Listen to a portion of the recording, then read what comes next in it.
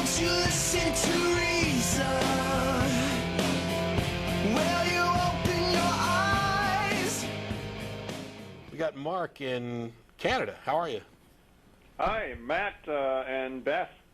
I was just calling to ask if have you heard of the Shafia murder trial that just completed here? No, I don't know a thing about it. Really? Really? Isn't this guy? Isn't this the one? He killed his daughter. He and his wife and sons killed their daughter. Yeah, 3 daughters and his first wife. Because they were becoming too modern and westernized. Yeah. Is there a result to the trial? Yes, came down last week, and it was guilty 4 counts of first-degree murder. Outstanding. I mean, you know, if he did it, I'm glad they came to the right result. Is there a lot of questioning about whether he did it?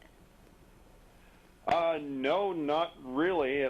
But I was just curious as to your opinion of this kind of thing. About honor killing? I think we're against it. I think we're pretty much against killing, but honor killing, you know, is one of the most disgusting aspects of this particular religion and this particular style of religion.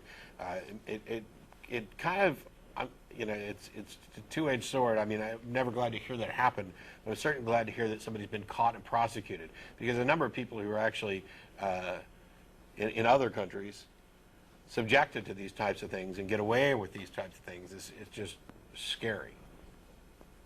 I'm absolutely for governments cracking down on honor killing more. Yeah. Yes, that was something. It had me heavy on my mind. It actually only took place 5 miles from where I'm now. So wow. I was just curious close. about your opinion about it. Yeah, that's close. I don't have all the details of this one. I have heard a little bit about it. I've been listening to. We got XM satellite radio in the car, and so I'm on CNN, MSNBC, and Fox News all the time. And so I've heard bits and pieces of this recently. I wasn't aware that there was a result. You know, what was has the penalty phase of the trial occurred? Actually, the sentence is mandatory: life imprisonment without parole for 25 years. So was he actually 25 years. Convicted of honor killing? Is there like a special code, like a hate crime? No, it's just counts as first-degree murder. Yep. Okay. Yeah, and I'm okay with that too. I'm glad that you know there was the opportunity to actually investigate properly, and prosecute, and come up with a conviction, because I mean, there are situations, and let me try to hit this really, really brief. There are situations where I can understand somebody killing another person. There are very few of them. You know, self-defense or defense of others or a child, where it's the last resort. I can imagine that. I can imagine it in times of war. I can imagine it in the heat of passion. And by the way, when I say I can imagine it, I don't necessarily always agree with it. I have a hard time imagining any sane parent killing their kid for any reason. You know, I'm not a parent yet, and I can already see that this just doesn't make sense. And so when you talk about, in this case, a parent who not only killed their kid, but did it in a way that they thought was honorable and justified for good reasons, you're seeing just how powerful religious ideas can be. It's the same thing we've talked about before, Andrea Yates and others who have, you know, killed their kids or chopped up their kids or drowned their kids and whatever else, because they thought that was the right thing to do according to their religion, which in this case was Christianity. And there are Christians who go, well, that has nothing to do with Christianity. That's absurd. You know, no true Christian. And so you see this. Since it's come out, there have been, you know, word from Muslim groups and whatnot condemning it. So I Yeah, guess it's yeah, similar. and it's a big fat lie. It's a lie when Muslims do it. It's a lie when Christians do it. Because the fact of the matter is, if the Christian paradigm was correct, if the Christian model was correct, then killing your kids before they have the opportunity to go bad. I mean, granted, there's the debate over original sin. So if you're of the Christians who think that, yes, babies are born bad, and so all of them that die before actually finding out about Jesus and changing, they all go to hell, which I think is a morally corrupt system already. If you're in the Christian camp that, yeah, you're born with original sin, but there's some grace period or whatever where you get to come around to your particular soteriological kind of method of finding Jesus or whatever, if you're in that camp, then the absolute most loving action you could ever do is to kill your kids. If it was true, if the model was true, then it would be better for you to kill your kids and send them to heaven rather than risk them being poisoned by Satan's world. I mean, if that model is true, that's an act of love. And what we see is when people know this, and so when they see it, they denounce it immediately because it conflicts with what they really know love to be.